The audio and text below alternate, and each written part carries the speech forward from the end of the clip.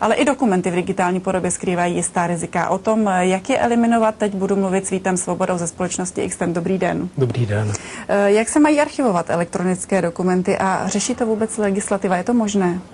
Ano, je to možné, legislativa to v dnešní době řeší. Bohužel se potýkáme s tím, že to řeší, ale v řadách na sebe nenávazných právních norem, takže máme tady trošičku džungli.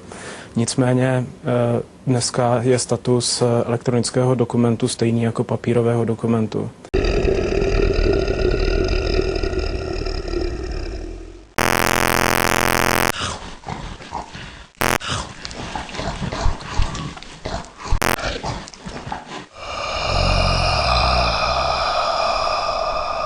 V dnešní době tedy řada firem plánuje přechod od běžného papírového, který je nákladný, k tomu elektronickému, který je samozřejmě levnější.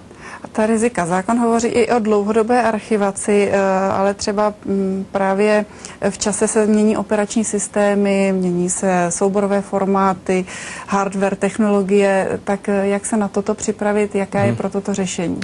Tohle je velice dobrá otázka, na to samozřejmě neexistuje jednoznačné řešení, jednoznačná odpověď.